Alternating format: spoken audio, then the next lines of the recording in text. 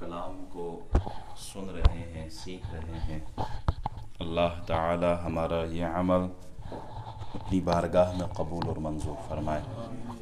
سورۃ الفاتحہ کی تفسیر ہو رہی ہے۔ ہم نے حمد و ثنا، اللہ کی تعریف، اللہ کی حمد، اس کی خوبیوں کا ذکر کیا، پھر ایاک نعبد و ایاک نستعین، اس کی عبادت کا ذکر کیا، پھر اس کی مدد کا ذکر کیا۔ اب اس مدد کو واضح کیا جا رہا ہے، ایاک نعبد و ایاک نستعین، اللہ ہم تجھ سے مدد چاہتے ہیں۔ تو وہ مدد کیا ہے اور اس مدد کی وضاحت کی جا رہی ہے کہ ہم اللہ سے چاہتے کیا ہیں۔ اہدنا الصراط المستقیم، اس کا جواب ہے کہ ہم اللہ سے سیدھے راستے پر چلنے کی طاقت و توفیق مانگ رہے ہیں کہ اللہ تو ہی ہمیں سیدھے راستے پر چلا۔ اس آیت میں اللہ تعالی ہمیں سکھا رہا ہے کہ اے بندے یہ بھی عرض کر کہ اے اللہ ہم کو سیدھا راستہ چلا۔ اہدی یہ امر کا صیغہ ہے اور ہدایتن اس کا مصدر ہے۔ حضرت جابر بن عبداللہ رضی اللہ تعالیٰ عنہ فرماتے ہیں کہ صراط مستقیم سے مراد دین اسلام ہے کہ یا اللہ ہمیں دین اسلام پر استقامت عطا فرما۔ مسلمان ہیں، کلمہ گو مسلمان، یا اللہ ہمارا خاتمہ بھی دین اسلام پر فرما۔ اسی طرح حضرت عبداللہ بن مسعود اور دیگر متعدد صحابہ کرام صراط مستقیم سے مراد لیتے ہیں کہ وہ قرآن مجید ہے، قرآن کریم اللہ کا کلام ہے۔ اس حوالے سے حضرت علی رضی اللہ تعالیٰ عنہ کی روایت کرتے ایک حدیث ہے، فرماتے ہیں کہ میں نے رسول اللہ صلی اللہ علیہ وسلم کو یہ فرماتے ہوئے سنا ہے کہ لوگوں سنو عن قریب فتنے برپا ہوں گے۔ میں نے عرض کیا یا رسول اللہ ان فتنوں سے نکلنے کی کون سی صورت ہے، ہم فتنوں سے کیسے بچیں گے؟ تو آپ علیہ السلام نے ارشاد فرمایا وہ اللہ کی کتاب ہے جس میں تم سے پہلے لوگوں کے حالات ہیں اور تمہارے بعد کے لوگوں کے احوال ہیں، اور اس میں تمہارے حلال اور حرام کا بیان ہے، اور وہ حق اور باطل کے درمیان فاصل ہے، اور اس میں فضول باتیں نہیں ہیں، اور وہ اللہ کی مضبوط رسی ہے اور حکمت اور نصیحت والا کلام ہے، اور وہی صراط مستقیم ہے۔ تو صراط مستقیم سے مراد کیا ہے؟ قرآن کریم، اللہ کا کلام ہے۔ حضرت ابن عباس رضی اللہ تعالیٰ عنہ فرماتے ہیں کہ اس سے مراد نبی اکرم نور مجسم شفیع معظم صلی اللہ علیہ وسلم اور حضرت ابو بکر الصدیق اور حضرت عمر فاروق رضی اللہ تعالی عنہما ان کی سیرت ہے۔ رسول اللہ کی زندگی، آپ کی سیرت، ابو بکر و عمر رضی اللہ تعالی عنہما ان کی سیرت ہے۔ معلوم یہ ہوا کہ صراط مستقیم کیا ہے؟ قرآن، حدیث، سیرت محمدی صلی اللہ علیہ وسلم، صحابہ کرام کا کردار اور جتنے بھی اللہ کے نیک بزرگ بندے ہیں ان کا راستہ، یہ صراط مستقیم ہے۔ صراط مستقیم وہ حدیث ہے نا نبی علیہ السلام کی، علیکم بسنتی و سنت الخلفاء الراشدین المہدیین، کہ تم پر میرے اور میرے خلفاء کا راستہ اپنانا ضروری ہے۔ تو صحابہ کا راستہ، رسول اللہ صلی اللہ علیہ وسلم کا راستہ، یہی صراط مستقیم ہے۔ وہ انجینئر مرزا کہتے ہیں بابوں کا خدا یا بابوں کا معاملہ کچھ اور ہے، ہم کچھ اور ہیں، ہم کتابی ہیں۔ قرآن کہتا ہے کہ انہی کا راستہ یہی صراط مستقیم ہے۔ صراط مستقیم رسول اللہ کی ذات، صراط مستقیم صحابہ کا کردار اور ان کی زندگی اور ان کا طریقہ، یہی صراط مستقیم ہے۔ آپ غور کریں، اس سے پہلے عبادت کا ذکر تھا، ایاک نعبد، ہم فقط تیری عبادت کرتے ہیں۔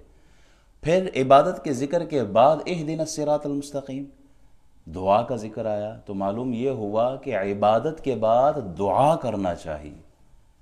عبادت کے بعد دعا، یہ ہمیں سورہ فاتحہ خود طریقہ سکھا رہے ہیں۔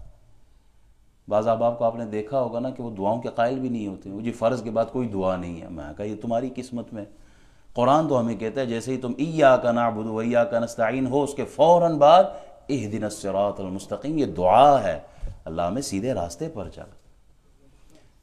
دوسرا، عبادت کی مدد مانگی، اب عرض کی مالک ہمیں سیدھے راستے پر قائم رکھ، استقامت دے، یعنی عبادت پر قائم رکھ. ایسا نہ ہو کہ جی کچھ دن ہم عبادت کریں، جو رمضان کا مہینہ آیا مسجدیں بھر جاتی ہیں، بلکہ 10 دن ہم اعتکاف میں بیٹھتے ہیں، مسجدوں سے نکلتے ہی کوئی نہیں، تلاوتیں ہوتی ہیں، مسجدوں پہ بہار ہوتی ہے. حج اور عمرے پہ جاتے ہیں نا تو نماز بھی پڑھتے ہیں، عمرے پہ ہوتے ہیں تو ہم نہ بد کلامی کرتے ہیں، نہ کسی سے جھگڑتے ہیں. کیوں؟ جی اللہ کی عبادت میں ہم مصروف ہیں، ہم نے احرام پہنا ہوا ہے، ہم کوئی غلط بات نہیں کریں گے کیونکہ ہم عبادت میں ہیں. تو جو ہی حج اور عمرے سے فارغ ہوئے گھر پہنچے نہیں ہیں تو وہ گیا احرام، اور وہ گئی نماز، اور وہ گئی تلاوت. تو یا اللہ اہدنا الصراط المستقیم، ہمیں اس سیدھے راستے پر چلا، اس پر ہمیں استقامت دے. ایسا نہ ہو کہ ہم صرف فصلی بٹیرے ہو کہ صرف رمضان کے مہینے میں تو عبادت کریں اور بعد رمضان ہم مسجد کا رخ اگلی رمضان میں دیکھیں.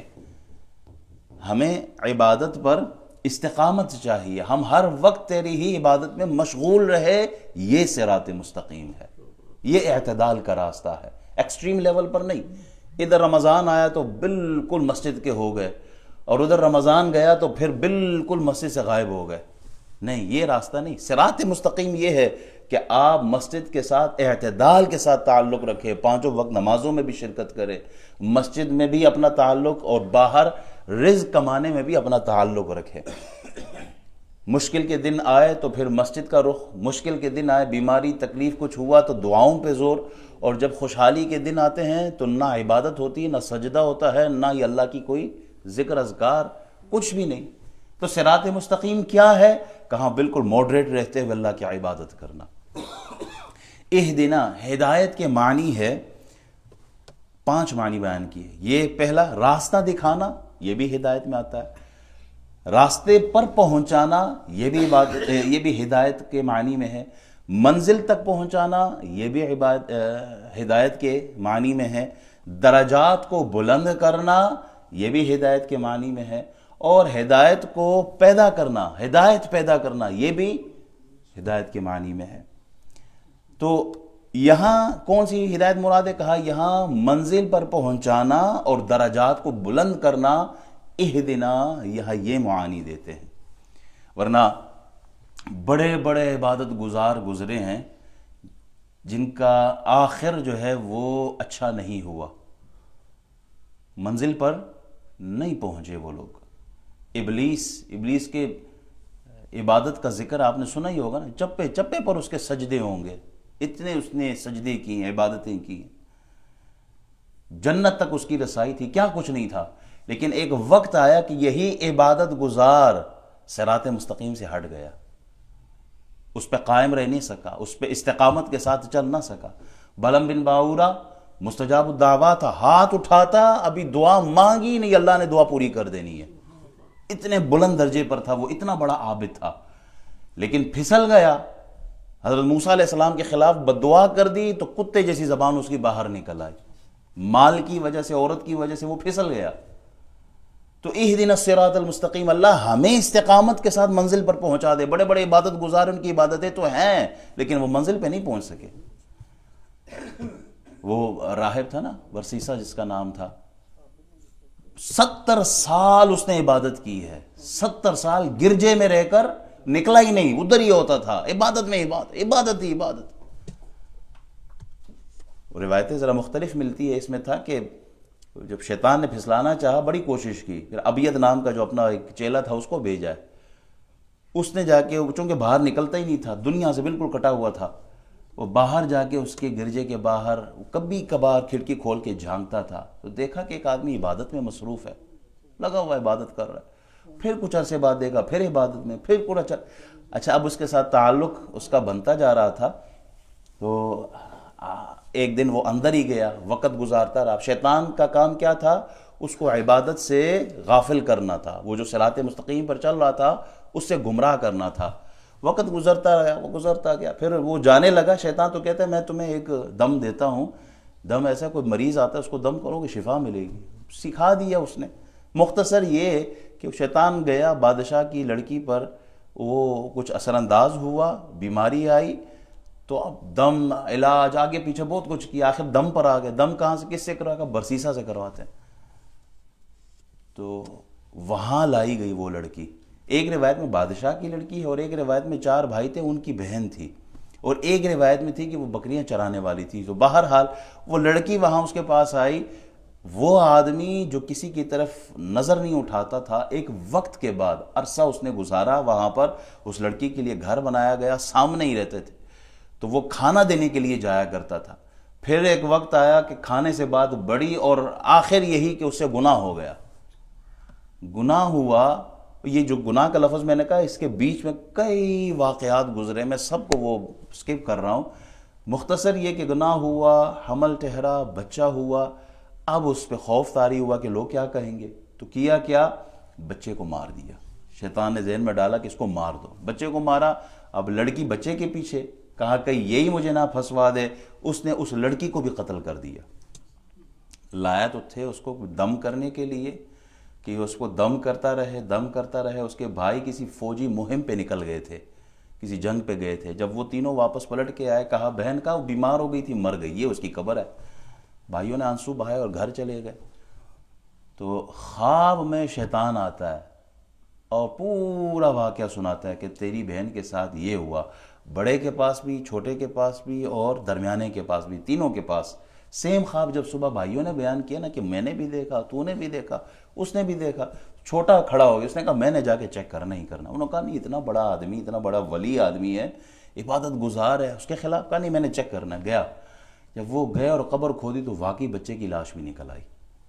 اور پھر جب اسے پکڑا گیا اور لایا گیا، پھر عدالت اور قاضی، اور پھر فیصلہ یہی ہوا کہ اس کو پھانسی دی جائے گی. سولی چڑھاتے وقت شیطان آ جاتا ہے. کہا مجھے پہچانا، میں وہی ہوں جس نے دم دیا. ہاں میں تجھے، تو بڑا اچھا انسان. کہا میں نے ہی یہ سارا کچھ کیا ہے.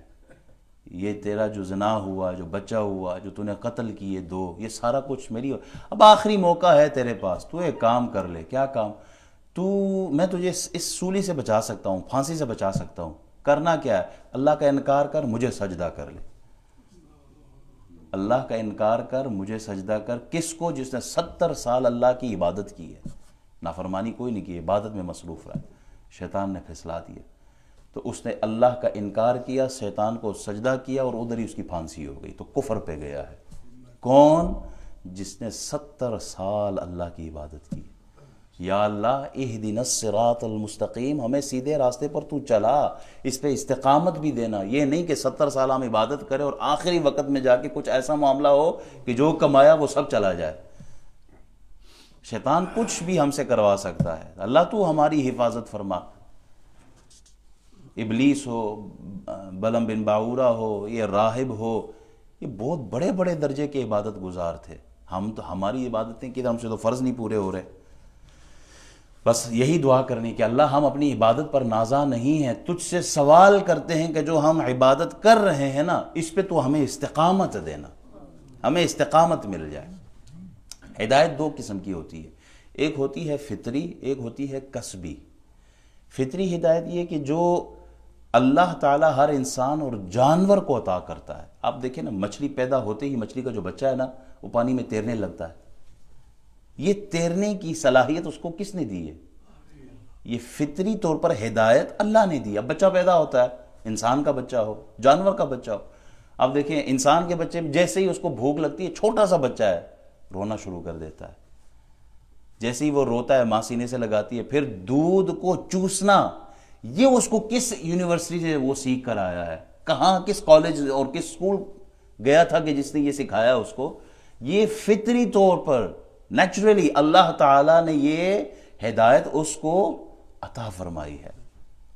اللہ تعالیٰ ارشاد فرماتے ہیں نا، الذی خلق فسوی والذی قدر فہدی، جس نے بنا کر ٹھیک کیا اور جس نے اندازے پر رکھ کر راہ دی. فہدا، یہ جو ہدا ہے یہ نیچرلی اس بچے کو ملی ہے. اسی طرح کسبی ہدایت وہ ہدایت ہے جو جسے بندہ خود محنت کر کے حاصل کرتا ہے. اس کی بھی 2 اقسام ہے. ایک اراءۃ الطریق، یعنی راستہ دکھانا، اور دوسرا ایصال الی المطلوب، راستے پر چل کر منزل تک پہنچانا. اس کی ایک مثال اس طرح ہے کہ کوئی بندہ آ کے مجھ سے پوچھے نا کہ قاری صاحب وہ یہاں سے بو اسٹریٹ کس طرف ہے، یا حافظ ساجد صاحب کا جو مرکز ہے وہ کدھر ہے، اور میں بیٹھے بیٹھے اس کو بتاؤں کہ یہاں سے نکلو گے، اس راستے پر جاؤ گے، اگلے موڑ لو گے، فلاں سٹریٹ آئے گی، اور پھر اینڈ پہ پہنچو گے تو وہ مرکز وہاں پہنچ جائے گا۔ یہ ہدایت ہے، ہدایت دینا۔ دوسری ہدایت کی قسم یہ ہے کہ بندہ خود اس کا ہاتھ پکڑے اور خود ساتھ چل کے جائے، اس کو پہنچا کے رہے اس جگہ تک، منزل پر پہنچائے۔ راستہ دکھانا اور راستہ چلانا دونوں میں فرق ہے۔ دکھانے میں ہو سکتا ہے کہ آگے پیچھے ہو جائے، لیکن چلانے میں بندہ جب خود ساتھ جا رہا ہو پھر غلطی کا امکان نہیں ہوتا۔ ہم اٹھے فجر کے لیے، وضو کیا، بستر سے اٹھے، گاڑی سٹارٹ کی، مسجد پہنچے، صفوں میں کھڑے ہو گئے اور ہم کہہ رہے ہیں اہدنا الصراط المستقیم، اللہ تعالیٰ مجھے سیدھا راستہ دکھا۔ اور بندہ کوئی سوال کرے، اجے سیدھے راستے تک نہیں پہنچے، وہ وضو کر کے آئے ہو، نماز میں کھڑے ہو، عبادت میں کھڑے ہو، ابھی بھی سیدھا راستہ دکھا۔ یہ سیدھا راستہ دکھانا کیا ہوتا ہے؟ سیدھے راستے پر تو ہو۔ ہاں یا اللہ سیدھے راستے پر چلانا۔ اعلیٰ حضرت فاضل بریلوی رحمۃ اللہ علیہ نے جو اس کا ترجمہ کیا نا، باقی تراجم، باقی جو مفسرین انہوں نے لکھا ہے کہ ہمیں سیدھے راستے پر، ہمیں سیدھا راستہ دکھا۔ اعلیٰ حضرت فرماتے ہیں نہ، دکھایا تو ہے، مسلمان ہے، سب کچھ ہمیں دیا اللہ نے، اب اس راستے پر استقامت کے ساتھ اللہ تو ہمیں چلا، کیونکہ یہ وہ پرخطر راستہ ہے جہاں دنیا کی رنگینیاں ہیں، بہاریں ہیں، جہاں نفس ہے، جہاں لذتیں ہیں، جہاں خواہش ہے، جہاں شیطان ہے، جہاں نفس انسان کا اپنا دشمن ہے۔ اللہ اتنے سارے دشمنوں کے ہوتے ہوئے تو نے راستہ تو مجھے دکھا دیا، اب ان دشمنوں کے ہوتے ہوئے تو مجھے منزل پر پہنچا، اس راستے پر تو ہی ہمیں چلا۔ چلنا مشکل ہے، دکھا تو دیا ہے اس نے سارا کچھ۔ دوسرا، اس میں اہدنی نہیں ہے، مجھے، اہدنی نہیں، اہدنا، یہ نا جو ہے یہ جمع کا صیغہ ہے، پلورل، کلیکٹیولی ہم سب کو شامل کر رہے ہیں اس میں۔ اہدنی، مجھے دکھا یا مجھے چلا اس راستے پر، نہیں، اللہ نے ہمیں جماعت کی صورت میں، کیونکہ اللہ تعالیٰ جماعت، مسلمانوں کی جماعت کو پسند فرماتا ہے۔ اہدنا، اللہ ہمیں چلا، اہدنا صراط المستقیم، اللہ ہمیں سیدھے راستے پر چلا۔ جہاں جماعت کی عبادت مقبول ہے وہاں جماعت کی دعا بھی مقبول ہے۔ اب امام صاحب یہاں ہاتھ اٹھا کے کہتے ہیں اللہ تعالیٰ تو مجھے صحت عطا فرما، اللہ تو میرے رزق میں برکت عطا فرما۔ اب یہ دعا جو کر رہا ہوں یہ تو میں فقط اپنی ذات کے لیے کر رہا ہوں۔ عربی میں جو دعائیں اکثر علماء کو دیکھا گیا ہے جو بہرحال جب مانگتے ہیں نا تو اللہ تعالیٰ مجھے عطا فرما، اللہ تعالیٰ مجھے صحت عطا فرما، اور پیچھے جو بیٹھے ان کو پتہ ہی نہیں ہوتا کہ یہ مولوی صاحب اپنے ہی مانگ رہے کہ ہمارے لیے مانگ رہے۔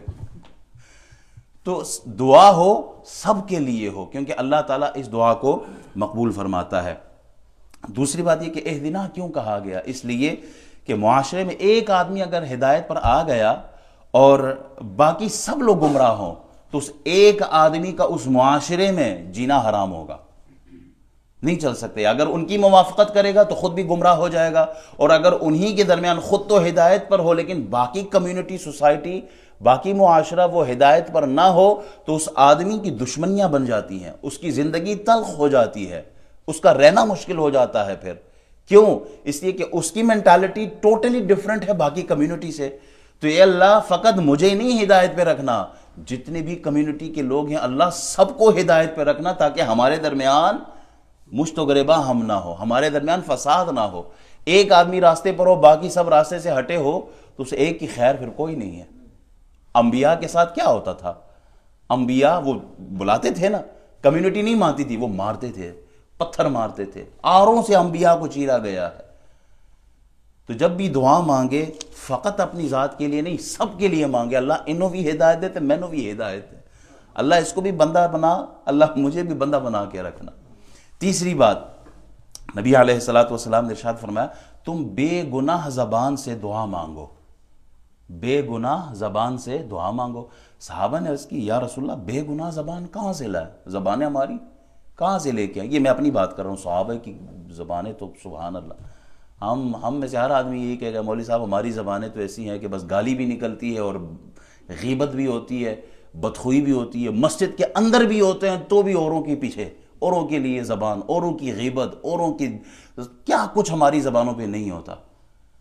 تو ایسی زبانوں سے جب ہم دوسروں کی دل آزاری کرتے ہیں، دوسروں کی انسلٹ کرتے ہیں، دوسروں کے فیلنگز کو ہرٹ کرتے ہیں، اسی زبان سے پھر اللہ سے کہتے ہیں اللہ تو مینوں ٹھیک رکھی، اللہ مینوں دولت دی، اللہ مینوں عزت دی، اگلے کی عزت اتار کے رکھی اور مینوں عزت دی، ایسی عزت ملے گی پھر۔ تو نبی علیہ السلام نے فرمایا کہ بے گناہ زبان سے دعا مانگو۔ صحابہ نے عرض کی یا رسول اللہ بے گناہ زبان کہاں سے لے کے آئیں؟ نبی علیہ السلام فرماتے ہیں ہر ایک دوسرے کے حق میں دعا کرے کہ اپنی زبان اپنے لیے تو گناہ گار ہے، دوسرے کے لیے نہیں ہے۔ یہ مثال سمجھ آئی کہ میں اگر اپنے لیے مانگتا ہوں تو اپنی زبان کے لیے، لیکن یہی زبان دوسرے کے لیے دعا مانگے تو دوسرے نے تو اس زبان سے گناہ نہیں کیا، نہیں تو میری ہی زبان ہے، دوسرے نے تو اس زبان سے کوئی کسی کی غیبت نہیں کی، میں کرتا ہوں آپ نہیں کرتے، میں گناہ کرتا ہوں آپ نہیں، لیکن اس زبان سے دعا نکلے گی تو آپ کے حق میں وہ مقبول ہوگی۔ تو دوسرے کی زبان سے اپنے لیے دعا منگوایا کریں۔ احباب، اگر یہ ہدایت کی دعا اہدنا الصراط المستقیم کافر کہہ دیتا ہے تو اس سے کیا مراد ہوگی؟ کافر اگر کہے نا کہ اہدنا الصراط المستقیم تو اس سے مراد ہے ایمان کی ہدایت، اللہ مجھے ایمان کی دولت عطا فرما۔ اگر اس کے کوئی عام سا مسلمان، گناہ گار مسلمان کہتا ہے اہدنا الصراط المستقیم، ہم کہتے ہیں اللہ ہمیں سیدھے راستے پر چلا، اس سے مراد کیا کہ یا اللہ تو ہمیں تقوی کی دولت عطا فرما۔ کو اللہ والا کہتا ہے تو اس سے مراد کیا؟ اللہ مجھے قرب الہی عطا فرما، اپنا قرب عطا فرما۔ انبیاء بھی تو نبی علیہ السلام نماز میں پڑھتے تھے نا اہدنا الصراط المستقیم، تو کیا مراد ہوتی تھی؟ مراد یا اللہ مجھے کمال قرب عطا فرما دے۔ عام آدمی بھی کہتا ہے اہدنا الصراط المستقیم، اس کا مراد یا اللہ مجھے گناہوں سے بچا، اللہ مجھے نیک بنا دے۔ نبی کہتا ہے اہدنا الصراط المستقیم تو معلوم اس کا مطلب یا اللہ مجھے کمال قرب عطا فرما، اتنا قرب کہ جیسا ایسا قرب کسی اور کو عطا ہی نہیں فرمایا، وہ قرب مجھے عطا فرما۔ تو نبی کا کہنا کچھ اور ہے اور بندے کا کچھ اور ہے۔ دو باتیں عرض کر کے پھر درس ختم کرتا ہوں۔ اب آپ دیکھیں سیدھا راستہ، آپ موٹر وے پہ جاتے ہیں نا، موٹر وے پہ جاتے ہیں تو آپ جب گاڑی چلاتے ہیں وہ جو ایکسٹریم سائیڈ ہوتی ہیں باہر نکل کے اس طرف نکلتے ہیں یا بیچ سڑک پہ ہوتے ہیں؟ اگر منزل پر پہنچنا ہے تو پھر بیچ میں ہی رہنا ہوگا۔ سائیڈوں پہ پتھر بھی ہوتے ہیں، کانٹے بھی ہوتے ہیں، کیچڑ بھی ہوتا ہے، اونچ نیچ ہوتی ہے، جھاڑیاں ہوتی ہیں۔ اگر سائیڈ پہ نکل کے مولوی صاحب پھر تو ایکسیڈنٹ ہے اور منزل پر پہنچنا بڑا مشکل ہے۔ بیچ میں رہیں گے تو ہی جا کے اپنے منزل تک پہنچ سکیں گے۔ افراط اور تفریط سے بچ کر اعتدال کا راستہ۔ افراط کہتے ہیں بہت زیادتی کرنے کو، تفریط کہتے ہیں بہت کمی کرنے کو، اور اعتدال کہتے ہیں، وسط کہتے ہیں بالکل درمیان میں چلنے کو۔ قرآن نے کہا نا کہ وَكَذَلِكَ جَعَلْنَاكُمْ أُمَّةً وَسَطًا، اس طرح کی آیت ہے سورہ بقرہ کی، اللہ تعالیٰ ارشاد فرماتے ہیں کہ یہ جو امت ہے نا، یہ ہماری امت، یہ وسط کی ہے، اعتدال کی ہے، درمیان کی ہے۔ یہودیوں نے انبیاء کو قتل کیا ہے، ان کی گستاخیاں کی ہیں، کیا کچھ نہیں کیا، وہ بالکل ایکسٹریم لوس لیول پہ چلے گئے، تفریط پہ انہوں نے بہت گستاخی کی ہے۔ اور عیسائیوں نے کیا کیا کہ نبیوں کو اتنا اوپر لے گئے کہ انہوں نے جناب عیسیٰ علیہ السلام کو خدا کا بیٹا ہی کہہ دیا۔ تو نہ ایکسٹریم لیول اوپر کی طرف، نہ ایکسٹریم نیچے کی طرف، بلکہ درمیان میں رہتے ہوئے یہ صراط مستقیم ہے، اور اس ہی کی طلب ہے کہ نہ نبیوں کو خدا اور خدا کا بیٹا کہنا، اور نہ ہی اتنے گئے گزرے ہو کہ تم نبیوں کی گستاخی کرنا شروع کر دو۔ تو اہل سنت و جماعت وہ اہل حق ہے، وہ صراط مستقیم پر ہے، اس لیے کہ نہ وہ نبیوں کی گستاخی کرتی ہے اور نہ ہی نبیوں کو خدا کا درجہ دیتی ہے۔ یہ صراط مستقیم ہے۔ نہ ہم خارجی ہیں کہ صحابہ کرام العیاذ باللہ ان کی گستاخی ہو اور اہل بیت کی گستاخی ہو، نہ ہم ناسبی ہیں، نہ ہم رافضی ہیں کہ وہ صحابہ کرام کے اوپر بھونکے، اہل بیت کے اوپر بھونکے، ہم وہ نہیں۔ ہم اہل سنت ہیں، ہم صحابہ کرام کو بھی سر کا تاج سمجھتے ہیں اور اہل بیت کو بھی آنکھوں کی ٹھنڈک سمجھتے ہیں۔ ہمارے لیے دونوں عزت کے لائق ہے۔ ہم صحابہ ہوں یا اہل بیت ہو، جو آج جھگڑا چل رہا ہے نا اس وقت پوری دنیا میں لگا ہوا ہے، یہ آگ لگی ہوئی ہے صحابہ کرام اور اہل بیت کو لے کر، ہم دونوں کی تعظیم کرتے ہیں، اس لیے کہ ہم صراط مستقیم پر ہے۔ ہم مزاروں کو بموں سے اڑانے والے بھی نہیں ہیں، اور نہ ہم مزاروں کو جا کے وہاں سجدے کرنے والے ہیں، نہ ہم سجدے کرنے والے ہیں، نہ بموں سے اڑانے والے ہیں۔ کیوں؟ ہم اعتدال پر ہیں، ہم اہل حق ہے اور صراط مستقیم پر گامزن ہے۔ ہم مزاروں کو سجدہ نہیں کرتے اور مزار والوں کی بے ادبی نہیں کرتے، ہم صراط مستقیم پر، یہ صراط مستقیم کی پہچان ہے۔ جو آج صراط مستقیم پر چلے کل وہ پل صراط پر چل سکے گا، جو آج صراط مستقیم پر نہ چلے کل پل صراط پر چلنا اس کے لیے مشکل ہو جائے گا۔ اللہ تعالی ہمیں حق سمجھنے کی توفیق عطا فرمائے۔ اللہم صلی علی سیدنا مولانا محمد وعلی آل سیدنا و مولانا محمد مبارک وسلم وصلی علیہ۔ الہی ہمارا بیٹھنا، درس سننا، سنانا اپنی بارگاہ میں قبول فرما۔ قرآن کے نور سے سب کے سینوں کو، دلوں کو، روح کو، جسم کو اللہ پاک صاف منور فرما۔ اللہ ہم سب کی سوچ و فکر کو حیا عطا فرما۔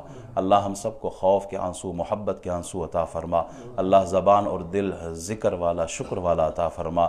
اللہ قرآن سمجھنے کی ہمیں توفیق عطا فرما، عمل کرنے کی توفیق عطا فرما۔ اللہ قرآن کی برکتیں ہمیں، ہمارے گھر والوں کو، ہم سب کو، مسلمانوں کو عطا فرما۔